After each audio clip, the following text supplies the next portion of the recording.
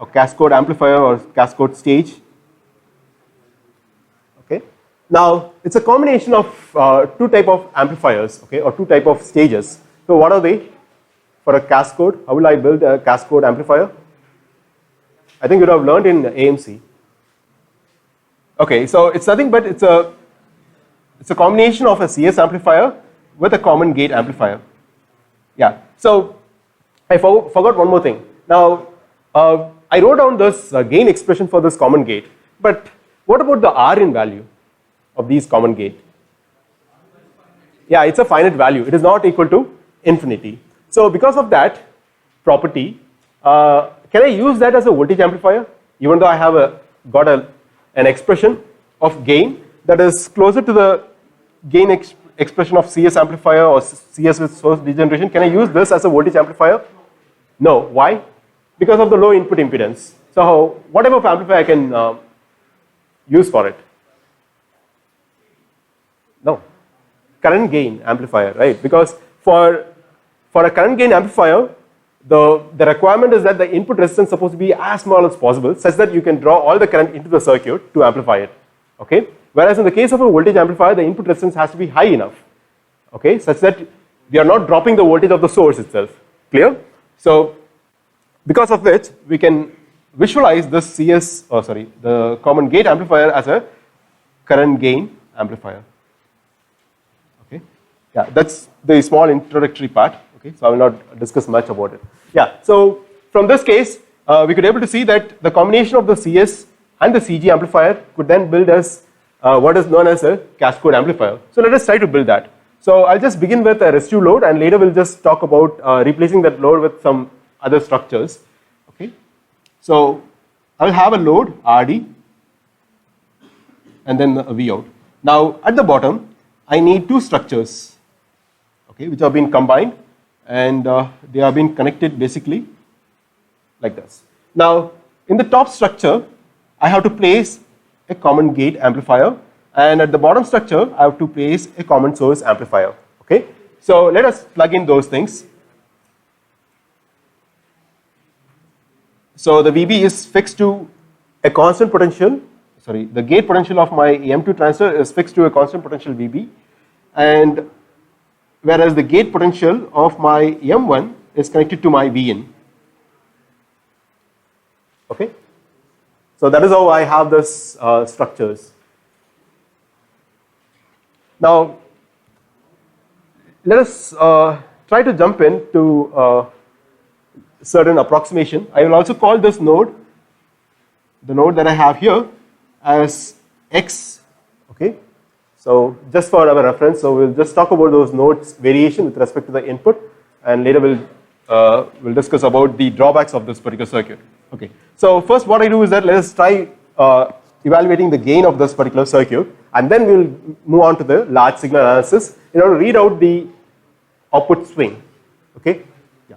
So now the whole point is that the circuit becomes complicated just because I've tried to cascade two different stages. Okay, now in order to ease our problem, what we do is that let us assume that the R0 of both the transistors are basically infinity.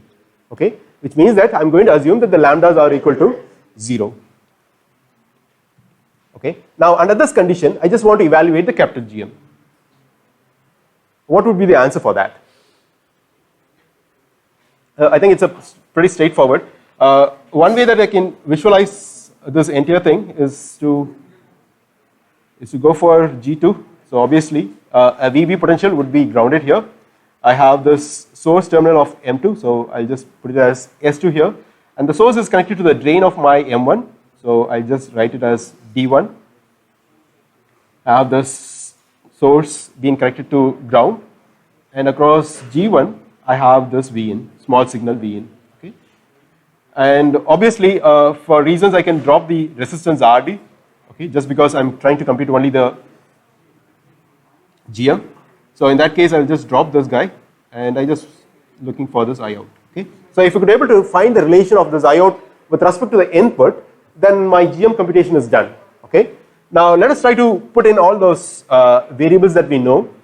Now, whenever there is a value of of VGS with the polarity of plus and minus across the gate and the source, then we know that there is a current that flows between the drain and the sourse, which is GM1 times that of VGS. Okay, and since because the value of lambda is taken as 0 in this case, we will not worry about this R0 over here. Okay, so what about this guy? How will I draw the current for this? Do I have VGS here?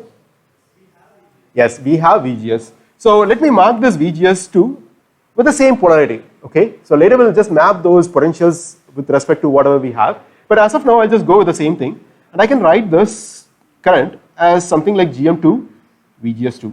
Did I miss something? Yeah, body effect. Yeah. So we have something known as a body effect. So I would include that component as well, which is GMB2 VBS2. Okay, so this is what I have. Now, I think if I could able to get the relation of this VGS1 with respect to the Vin, my answer would be almost done, right? So what is the relation that they share between this VGS and the Vin? Same. Yeah. So VGS1 is basically equal to Vin itself, right? So what would be the I out here for the current drawn schematic? What is my I out? Yeah, it is just minus GM1 VGS. Okay, so my I out is just this current that could have been splitted across these two current sources, but doesn't matter. But what is coming out is this current that I have here that is related to my Vn.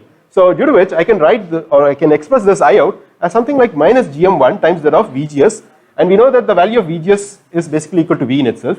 So I have this, and because of that, the GM has become very simple. Okay, so this simplification happens only when I assume that the lambda equal to 0, but the same will not applicable when I go with R0. Okay, so again, at this graduate level, we will not go dealing with R0, but what we do is that we will try to add up some sort of difficulty in the evaluation of the GM. Okay, but most of the time we can deal with approximating the value of GM to GMN itself. Okay, so let me give a small exercise such that you get a feel out of this GM computation.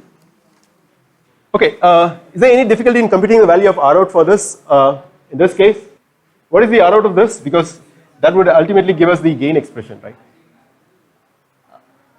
Yeah, but R0 is basically infinity, right? So we basically have an output impedance which is just RD, okay? That goes in parallel with an infinite impedance, so it is effectively just RD, okay? So now let us compute this.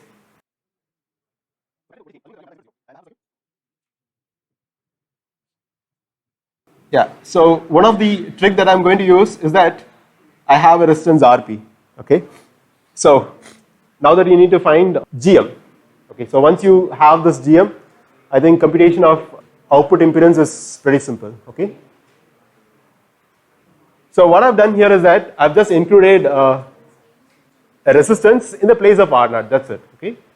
So we have to think what currents flows out, and then we have to come up with the answer. Okay, so I will also assume one more factor here, that my gamma is also considered to be equal to 0. Okay, so that will not mix up too many things. So what currents actually flows out? Say for example, I just want to bring this node to the ground, and I'm trying to expect an I out. Yeah. So what current? Okay, so basically the small signal current originates from which transistor? First of all, the initial current flows from M1, and what current is that? GM1 Vin1. Oh yeah, so VGS1. Okay, and that current actually sees two type of resistance in this path. Okay, you see one of the resistance is this RP, the other resistance is the resistance that I'm looking towards M2. Okay, now which current is flowing out? Basically the current that flows through M2 is the one that is getting outputted, right? So if I could be able to know what is the current that comes out here across this M2, then my solution is done. Okay, so basically what I'm trying to say is that I have this Vin and I have this source that is connected here. I have this VGS with this polarity, due to which I have this GM1 Vin, and there is an external resistance connected to the drain.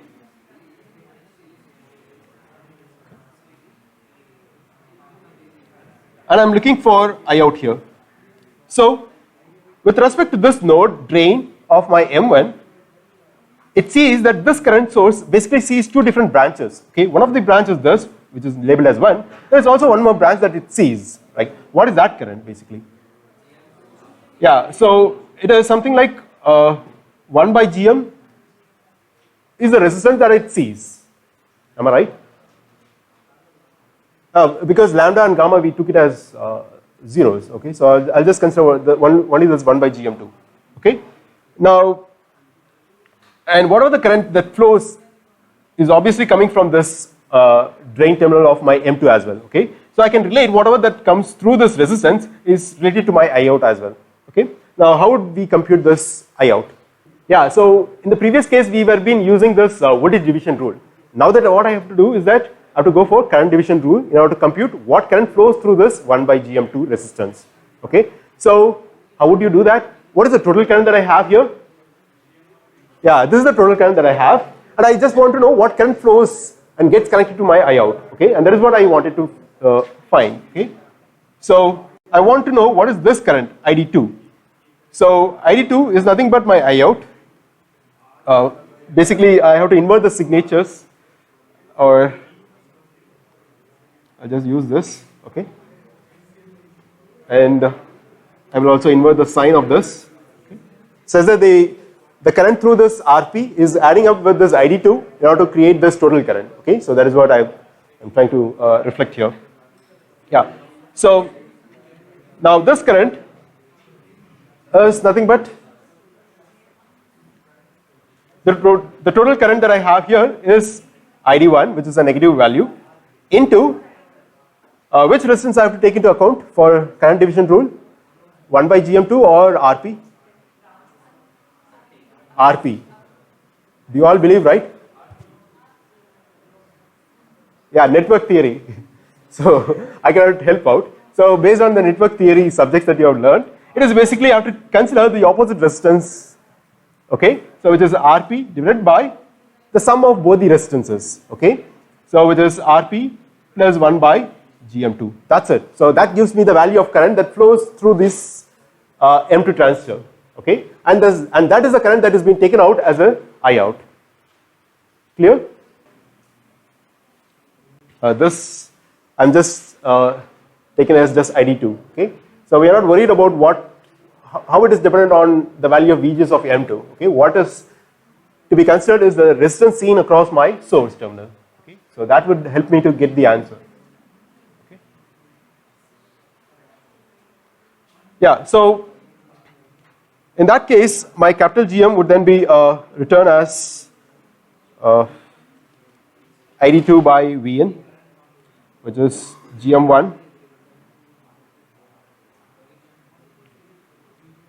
GM2 RP divided by 1 plus GM2 times RP. Okay. So this is the capital GM that I have got. Okay. So any doubt, you can raise your hand so that I can just come and check, or if you are comfortable with this answer, we can just move ahead. In case if my gamma turns out to be a non-zero factor, the only thing that I have to modify in this expression is just including this GM2 prime. That's it. Okay, so nothing else. Yeah, so what about this R out? If one could visualize that this RP is basically seen from the drain of this M2, what happens to this resistance? Magnifies, diminish, which is right? No, diminish. I'm looking through the drain. Yeah, it gets magnified by the intrinsic quantity, and the intrinsic quantity is nothing but it's a product of Gm into R naught. But what is the R naught of this M2 transistor when I have lambda equal to 0? Infinity, right? So whatever the resistance that I see at the bottom is basically infinity. That goes in parallel with RD. So effectively the resistance is just RD itself. Okay. Okay. So the multiplication of this Gm and R out should get you the answer for it. Let us move on to the next one, where we will try to relieve this lambda factor make it as a non-zero, but I don't want to make you to think so much, so I'll just make the load an ideal one. Okay, so what I really mean is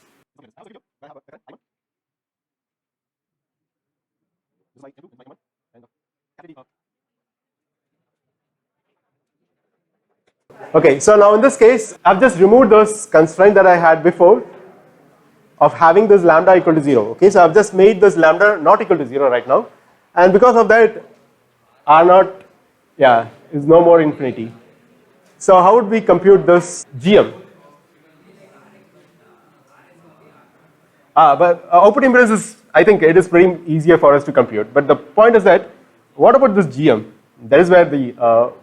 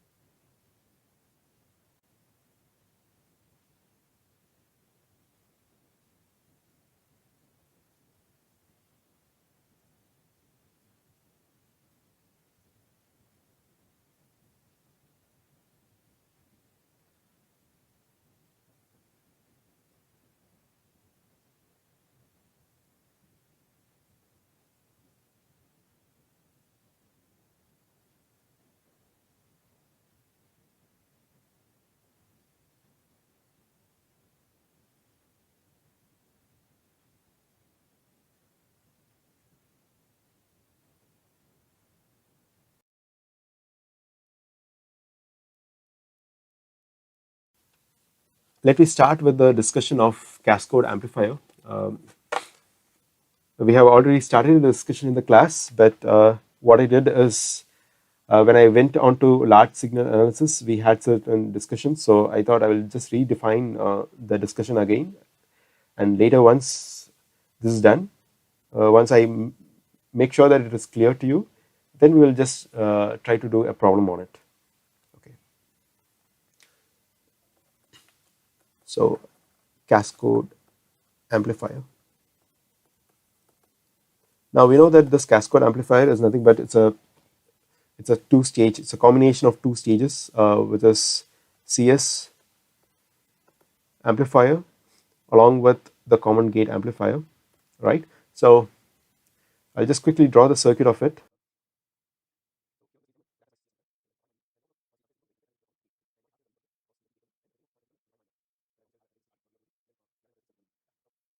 Now let me first define a few of the terms here, or basically I just want to work out the Q point, and then later let me define the swing around those Q points, and once we are comfortable with those definitions, we'll just get into a problem. Okay, yeah. So first let me define the Q point at this particular node. So let me call this node as X. Okay, so when I refer X, I'm trying to talk about this node, and I just want to define the Q point of this. Okay, so before that, let us try to evaluate the Q point of this node V out. Okay, so at output node, the Q point is defined as VDD minus the drop across the resistance, right? So I have something like VDD minus ID times RD. Okay, now one has to imagine that the value of this ID is basically defined by the bottom transistor.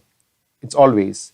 So how it defined is basically there's supposed to be a fixed DC VGSQ, right? So this fixed value of DGSQ would define a current ID, and that current has to flow right through the resistance, through M2, through my M1 to the ground. Okay, so it starts from VDD to all the way to the ground. Hope that it makes sense. Okay, now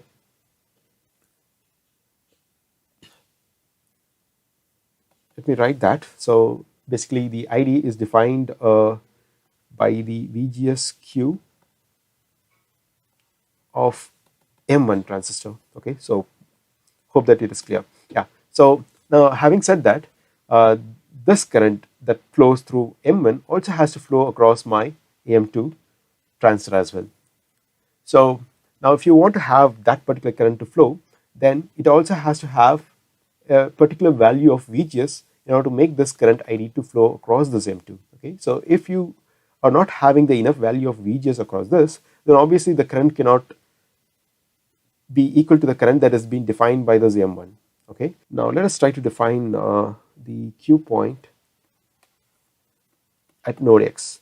So Vx of Q, how will we define this particular node? Because we had a long discussion in the class looking for different way of expressing this. Okay, so for first what I do is that I will just try to address in a wrong way, and then later I will try to correct myself, stating why not exactly the right way. Let me begin with the way that you people thought in the class. Okay, so some set of people had discussed that the value of this Q point that I have here is supposed to be equal to my VOE1. Okay, so there was the discussion. Okay, so now this cannot happen for reasons I will just tell later. But one thing that I can state is that what is the right way of expressing this node voltage is, rather than writing it as VOE, I can write it as VDS1. Okay, so this is an obvious definition. But how does this VOE1 definition is different from the value of VDS1 that I've defined here? So basically, the VOE1 defines only the minimum value that I need to have across the drain to source. Okay, so what I'm trying to say is that rather than expressing the VDS value with the minimum value, I can make use of the definition that whenever my VDS1 is greater than or equal to VOE1, I say that my transistor is in saturation. Okay, so now rather than writing it in terms of VOE1, I can always fix it to a value of VDS1 because it can take any value. Okay, not just equal to VOE1, and that's the reason why I just choose or prefer this definition rather than this definition for the value of Q point at this particular node X. Okay, so the other way, so this is one of the way some people were discussing with me. The other way to define is that since I know the VDSQ here, is it not possible for us to define the Q point at node X based on the VOE of this M2 transistor? Now the statement is this. Okay, I will express this. So since I know V out Q, I subtract the minimum drop across the drain to source as VOV2. So the reason why this is non-correct, or this particular expression is non-correct, is by looking at the graph. Okay, so let me draw two graphs. One is ID versus VDS. The other one is ID versus VGS. Now we know that for a given value of VGS, there is obviously a current, and this current is almost constant the moment I enter into the saturation regime. Okay. Now, as you could be able to see, the transistor that supports this current value, let us take that as I. Okay. In order to support this current I, the transistor M1 or M2 can have a range of values here. Okay. It is not just this VOV1 that I have to have across this VDS1, or VOV2 that I have to have across this VDS2, right? So it can support any range right from this end to all the way to a maximum value. We are not worried about this maximum, right? So there is a range of value. So there is not a particular value that fits the requirement of having a value of I to a fixed value or to a single value of VDS. Okay, there is a range that exists for the value of VDS for a given current I to flow across my M1 or across my M2 transistors. Yeah, but when I look for the same similar argument in terms of a different graph where I try to plot ID versus VGS, you could be able to see that there is a certain minimum value that I have to maintain, which is my VDH, and beyond which the current grows. Okay, like an exponential graph. Now in this case, if at all, if I need the same amount of current, the magnitude of this current on this, it is pretty clear that this current value would then intersect my graph only for a single value of VGS. Okay, so I need a single value, a particular value to define this particular current to flow across my transistor. So hope that you're clear. So what I'm trying to say is that in order to define the value of Vxq, I cannot use the VOVs or the VDS values or the voltage generally across my VDS to define my Q point, because those are the values that can change, or those are the values that has a range of values it can support. It is not a single value that it supports at a particular for a particular current. Okay, so in that case, I cannot use this or this expression to define my Q point at node X. Okay, but what I can use to define my Q point is one single particular value that defines the current through the device. Okay, not the range. So due to which I would remodify this definition of Q point at the node X with respect to this VB as VB minus VGS2. Now again, this VGS2 is a single value that has to be defined in order to make the current ID to flow through the device. Okay, so it's a single value. It's not like a range of value that we had. Yeah. Now, having said that, let us try to define this guy. Okay, so hope that you are clear with this. I have a Q point here, and that Q point is basically defined by this quantity.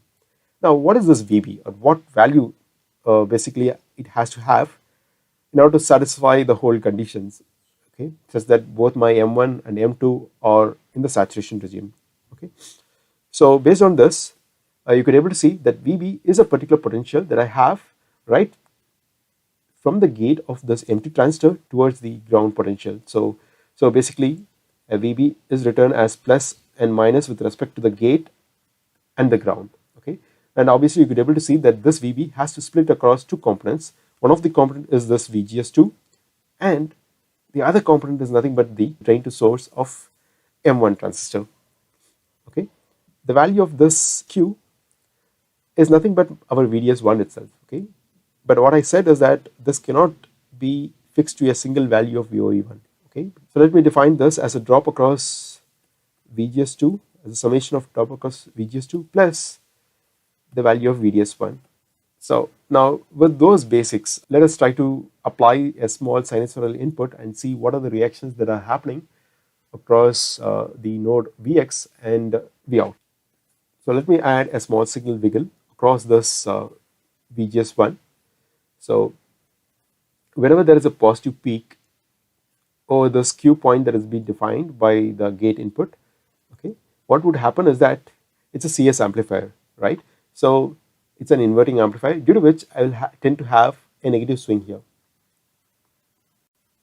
Now, the question is that when I try to have a negative swing, I'm trying to lower the drain to source potential whenever I try to towards the negative cycle, right? So now what is this minimum value that I can have such that still my M1 stays in the saturation regime? The minimum value that I can have when I'm trying to lower the drain to source potential is nothing but our VOE1. Okay, just because whenever I try to go down, I'm actually trying to reduce the potential, trying to bring down the potential of this drain all the way towards the ground. Okay, but in order to make this M1 to stay in the saturation regime, I have to ensure that there is a minimum voltage across the drain to source which is equal to VOE1. Okay, that is what I'm trying to say. Now, the other way to think the same implication is that what happens is that when I try to have a positive peak across my input, I'm literally increasing the value of my VGS. Okay, so we know that the ID is basically a function of the VGS1. Now, what happens the moment I try to increase the value of VGS1 because of the positive peak? The current also has to be increased. Now, if at all, if my M2 transistor has to support the same increase in the value of ID, then the only way that it can do is by changing its VGS2 value to a completely new value. That is, from the previous value of VGS2, I have to increase the value of VGS2 in order to support a larger current, just because of the same relation that I have wrote it here. Okay, so means that how will I increase the value of VGS2? Because we know that the gate potential is already fixed to a potential which is VB. Okay, but the source has no fixed potential, so it can lower. Okay, so in a way, it is trying to push this node X towards the ground in order to have enough room for its new value of VGS2 to get accommodated such that increase in the ID flows through this M2 transistor. So that is how this Vx potential from the Q point been pushed down. Okay, yeah. So having said that, let us look for the maximum swing. Okay, so now currently I'm just trying to work between the node Vin to the node Vx. Later I will bring out the discussion of the same with respect to Vin versus Vout. Okay, so let me restrict our discussion only between these 2 points. So whenever there is a negative swing, let me just use a red color. So whenever there is a negative swing, what is happening is that I'm trying to reduce this VGS value, and obviously the current would also get reduced. So when the current is basically getting reduced, obviously the VGS2 of this M2 transistor has to get modified such that my M2 transistor supports the same current that is being defined by this M1 transistor. Okay, so again, by making use of the same relation, since because the current has got reduced, I also have to reduce the VGS value in order to have the same impact, right? So which means that the value of this VGS has to get reduced, and the way that I can do is by pushing this node Q point to a higher value. Okay, so it can go all the way up. So whenever there is a negative swing, there is an inverting stage between this node and this node, and that leads to a positive swing here. Now, how far this swing can go up? The moment as I increase the value of this positive peak across the node X, what is happening is that I'm trying to reduce the value of VGS2 here. Now, there is a minimum voltage that I need to have such that there is a certain amount of current that flows through this M2 circuit, right? So that minimum value is nothing but VTH. Okay, so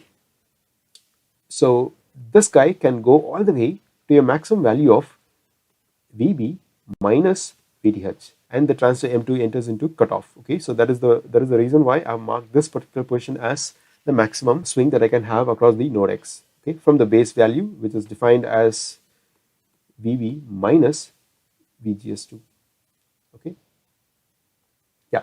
So now that we had a discussion for a swing that is happening across the input to the node X. Now let us carry on the same discussion for the same similar swing that I have across the input to the output node. Okay, and similarly we'll just try to recollect that the output Q point is basically defined by this quantity.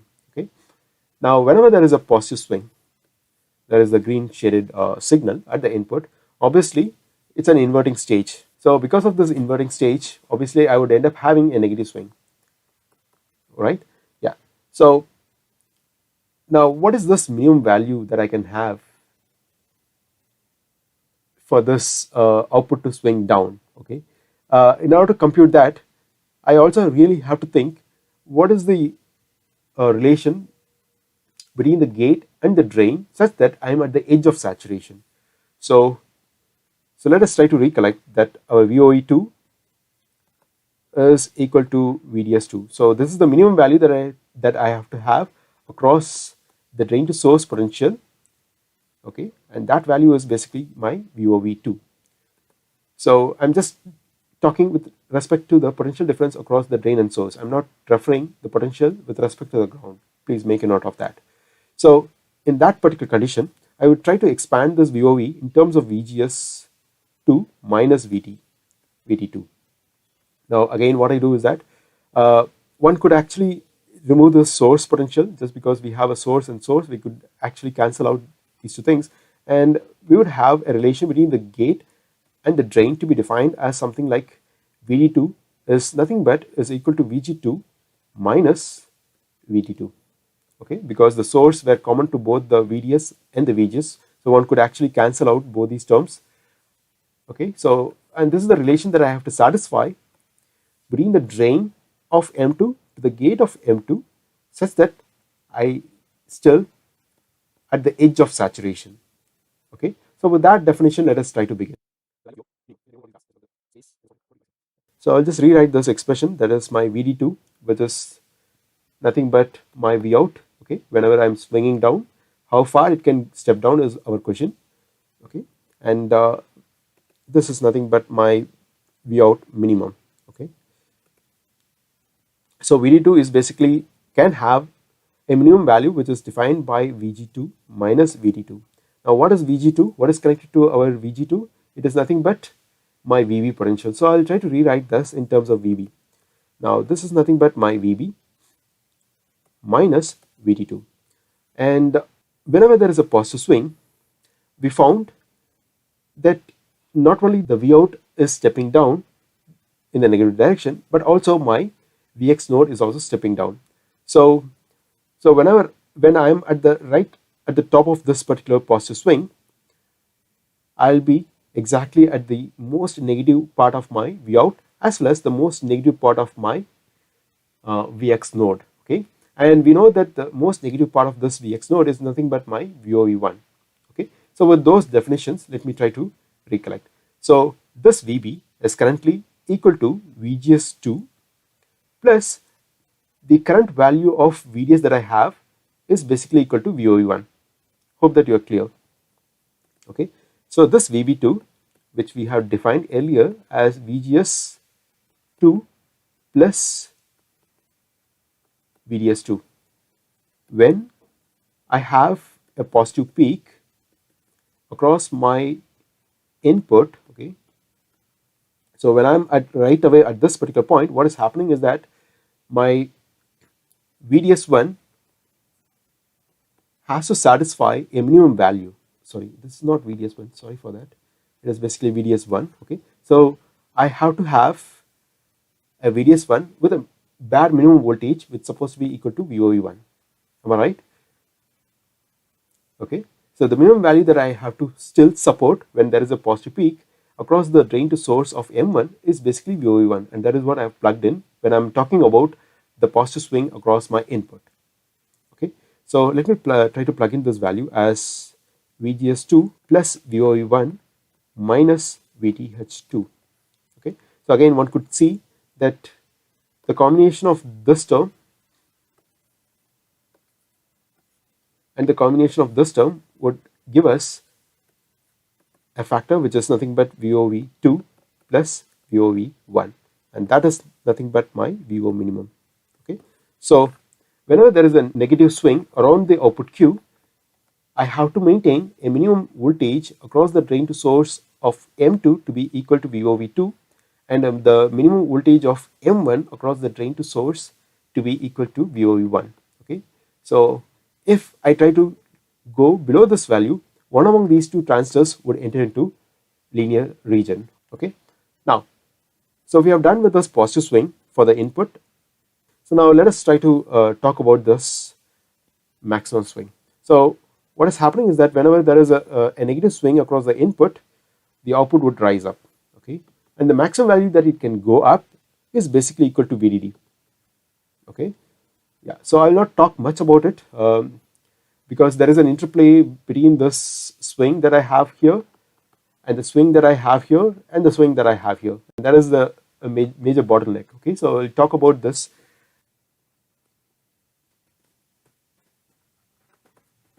Yeah, so this is my Cascode amplifier, and now that I just want to talk about the V out versus V in relation, let me try to plot V out versus V in graph. Okay, now whenever the value of this V in is less than the value of Vd, we know that no current would flow through this entire circuit. Now, under this condition, what would be the value of this V out? We know that V out is generally defined as something like VDD minus ID times RD, and now that when I have a voltage across this VGS as less than VTH, we know that ID becomes equal to 0, and due to which the V out will have a value which is equal to VDD till I reach the value of V in that is equal to VTH, right? But what about the case here? Now, we know that if at all, if I want to stop this current to flow through this M2, what's supposed to be the value of this VGS in order to ensure that no current is flowing across this M2? Now again, that's supposed to be equal to our VTH.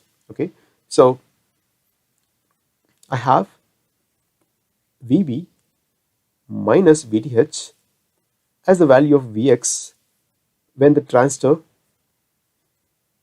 is not drawing any current through it. Okay, so in this case, both my M1 as well as M2 are cut off.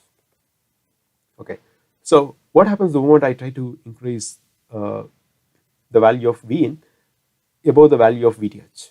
Now obviously we know that the moment I start increasing the value of this V in, the current starts increasing, and due to which the V out would then step down. Okay, so one could normally draw this the kind of graph which we had earlier under the discussion of CS amplifier with a residual load. Okay, so I can use the same concept that we have discussed over there in order to plot this V out versus V in. But what about this graph? Now obviously when there is a current flow through the device M2, the value of VGS2 has to be expanded more than the value of this VTH. Okay, so in order to expand this value of VGS2, I have to lower the value of Vx down, right? So that's how I can have a value of VGS2 more than the value of VTH. So due to which this node Vx would then step down in a similar way that we had a step down for our V out. Okay, so we would have something like this. Now, as we know that once I cross a particular value of V in, one among these two transistors would enter into linear region. Okay, the reason is that when I try to rise up, the voltages across the drain of M1 or the voltage across the drain of M2 keeps stepping down. Okay, now let us assume that the drain of M1 is stepping down such that it doesn't have enough value of VOV, okay, across the drain to source. I'm just got a value of VDS that is less than the value of VOV1. In that case, my transistor M1 would enter into the linear region first.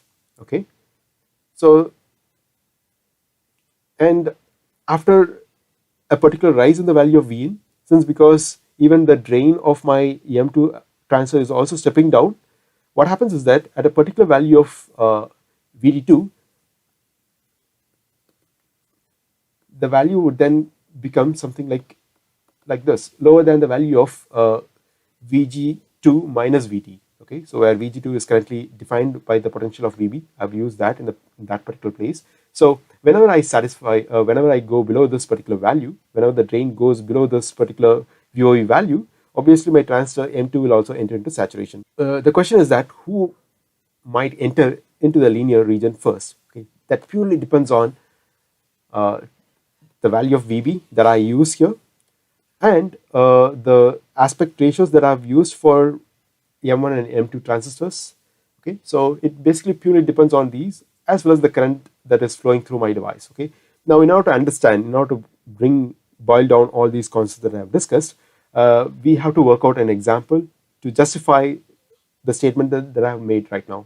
Okay, but obviously we know that both the device would enter into linear region for a particular value of V in, which is more than that. Okay, so let me define this as V in 1. Okay, so we don't know which one is entering into the linear region first and which one is entering afterwards, but let us assume that for a particular value of V in, one among these devices enter into linear region, and one could evaluate the swing, the maximum swings, just by looking at these V out versus V in graph, where I have both my M1 as well as my M2 staying in the saturation regime. Okay, so now even from this graph, one could actually tell what's supposed to be the value of VO max and VO minimum I can have, as well as Vx max and Vx minimum that I can have. Right? Yeah. So now for which, first of all, I need to choose a Q point. Okay, so let me try to define the Q point such that it defines a particular value of current. Okay, so let me take this Q point as VGS1Q. So I have defined a value of VGS1Q here, and that defines a current ID. And in order to have that, I need a value of VGS, a particular value of VGS to be defined across this gate and source of my M2 transistor. Okay, so probably this. So now whatever I have here is nothing but the Q point VXQ, and that value is basically nothing but VB minus VGS2 here. Okay, and similarly, this intersect point will define the Q point at the output, which is defined as, so V out Q is nothing but VDD minus ID times RD.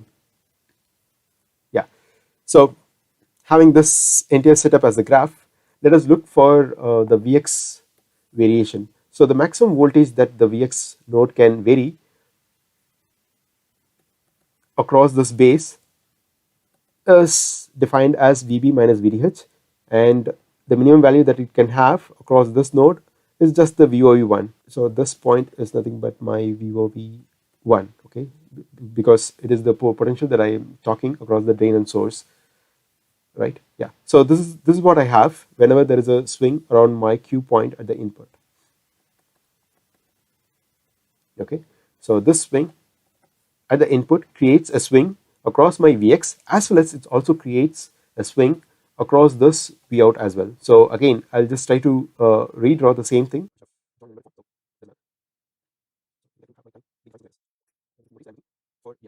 Let me use a red color in order to denote the change is happening across my V out alone. Okay. Now whenever there is a negative swing, obviously it leads to a positive swing at the output, and that can go all the way to a topmost value, which is defined by this quantity, which is equal to VDD. Okay, and what is the minimum value that it can have such that my transistor is in saturation? So previously I have marked a particular point or a region, okay, where I stated that above this value, when the value of V in is above this value of V in 1, I said that both the transistors are out of saturation. So then what is this value that I have is nothing but